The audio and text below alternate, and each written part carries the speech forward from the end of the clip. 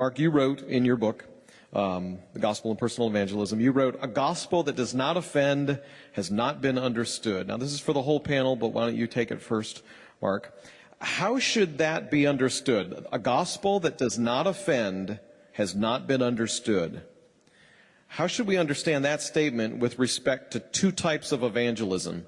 Confrontational evangelism, the person next to you on the plane, door-to-door work, that type of thing, versus the more long-term relational evangelism. A family member that you're wooing over a long period of time, a neighbor, that type of thing. What does it mean to be salty? Is there a right or wrong way to provoke unbelievers? Talk about that a little bit. Yeah, I think we tend to think that the door-to-door, cold turkey evangelism is by nature offensive, and long-term relational evangelism is not offensive. That's not what I'm talking about at all. It's the message, not our method, the message that needs to be offensive. So let's say if I'm not a believer and Michael's a believer, but we're friends, we've gone to school together, we've gotten to know each other, Michael's sharing the gospel with me, I want to be offended, not at Michael per se, though it might bother me that he thinks this, but what should really offend me is when I understand what he's telling me about God and my sin. Now that's what needs to be offensive. And that's where I think we can learn something very positive from Whitefield.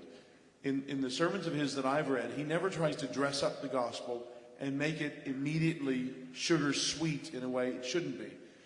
Some of the programs you mentioned a few minutes ago, when you mentioned various ones, will say things, would you like this free gift of eternal life?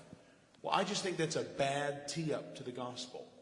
I mean, the obvious, that's a shoe salesman in the 1950s. I mean, the obvious answer to that is, yes, I would, please. When the obvious answer to Jesus to the disciples, if you want to follow me, take up your cross and follow me. Well, the obvious answer there is, no, thank you. The cross wasn't a religious symbol. That's just like saying, go be killed terribly, publicly, shamefully. So this good news that we have to present is undermined by some of the less thoughtful ways we try to appeal to the non-Christian in wanting something immediately happy. And I think that the offense that we're looking for is an offense in the realization of the gospel message itself, not in our method of being confrontational. Anyone else? Yeah, I think what would help people understand that sentence, if a person hasn't been offended, they haven't understood the gospel, is to say what that means is nobody likes to be called a damnable sinner. If you find that person, that sentence will be false. The day that you enjoy having your sin exposed and your wickedness exposed and your selfishness named for what it is, the day that you start enjoying that will be the day that sentence ceases to be true. So we need to make sure that the word offense, probably scandalizomai, stumbling. You're telling me something I'm stumbling over on the way there. Not jumping on top of it and saying, thank you for putting that under my feet. We get to that point. But a person that doesn't feel, I don't like to be called a sinner.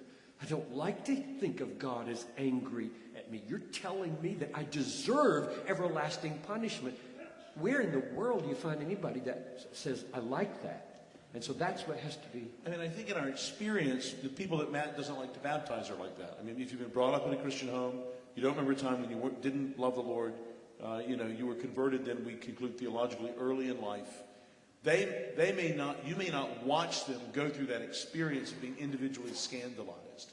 So in our experience, we find that with people growing up in Christian homes, but they too themselves can't like the idea that they deserve God's judgment. There was some point at which they, mentally, morally bowed their knee to Christ. And so that offense is then for them in the past, perhaps. But I think we probably run into people to whom it's not immediately offensive because the Lord's converted them early on.